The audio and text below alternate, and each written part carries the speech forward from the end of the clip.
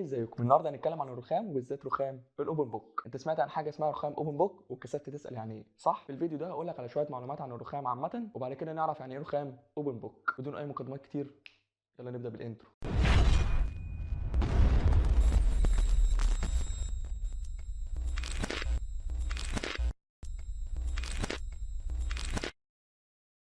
بص، مبدئيا كده في حاجه اسمها رخام وحاجه اسمها جرانيت، علشان في ناس كتير مننا بتتلخبط فيهم. الصور اللي هتتعرض قدامك دي دلوقتي دي بتكون انواع واشكال الرخام بيكون مسامي بيمتص الميه والحراره، وللاسف بيسيب اثر.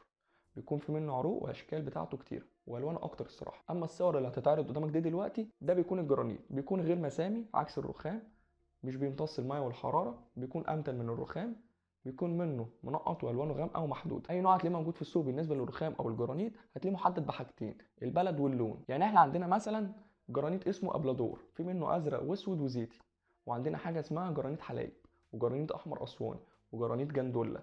وتلاقي في الرخام يقول لك كلاكاتا، كلاكاتا ابيض بقى ايطالي، وكرارة يوناني، وفي كرارة تركي.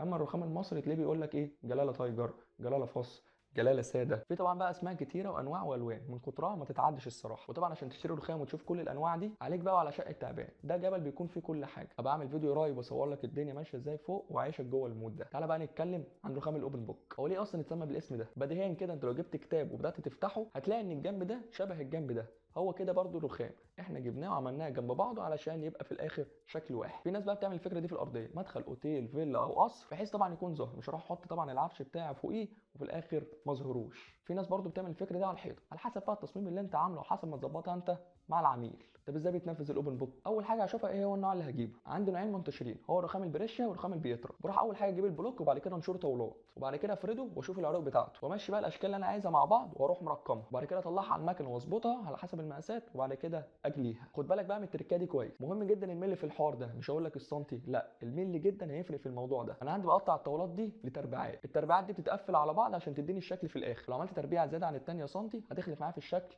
سواء في الطول وسواء في العرض. فمهم جدا طبعا ان انا اظبط الحاجات دي، عشان اصلا الرخام كخامه غالي اصلا، وكمان مصنعيه تركيب الرخام الاوبن بوك كمان غاليه، فهي محتاج ناس تكون فاهمه تظبط لك الشغل ده. وبالنسبه اللي احنا بنتكلم عن الرخام والناس اللي فاهمه شغلها كويس، انا عم بيبقى مصطفى الالفي من اكبر مقاولين توريد وتركيب الرخام. فانت سواء كنت مهندس او عميل وبتتفرج عليا وعندك بند الرخام وحابب تستلم شغل ممتاز، هسيب لك الرقم بتاعه في اول كومنت وكمان هيظهر في الفيديو. قول له بس انك تابعي وهيروق عليك. ارضيات بقى، حوائط، سلالم، كاونتر توب بتاعت المطبخ، اللي انت عايزه هتعمل معاك الواجب وبزياده. نكمل بقى موضوع الاوبن بوك. باجي بعد كده اخد التربيعات دي واروح بقى الموقع، وبرده بتكون مترقمه طبعا، وانا بظبطها على حسب المقاسات الموجوده عندي في الموقع، وبعد كده اثبتها سواء كانت على الارض او على الحيطه على حسب طبعا التصميم اللي عندك. واجي بعد كده عند اللحامات واحط كل على حسب طبعا كل لون عرق في الرخامه. مهمه برده الحته دي خد بالك منها كويس. طبعا عندنا في الرخام بيكون في عروق كتيره، باجي عند العروق الغامقه واحط كل بنفس درجه اللون بتاعته، وبرده عند العروق الفاتحه بحط كل برده بنفس درجه اللون بتاعته، علشان في الاخر احس انها كلها حته واحده. وبعد كده طبعا في الاخر بجلي الرخام واسلم العميل. عايزك بقى تتابعني عشان الفيديوهات اللي فاتت جامده واللي جاي اجمل. ولو عندك اي سؤال او استفسار اكتبه لي في الكومنتات. انا عماد علي، انتيريور ديزاينر، وبعمل فيديوهات علشان افيدك. سلام.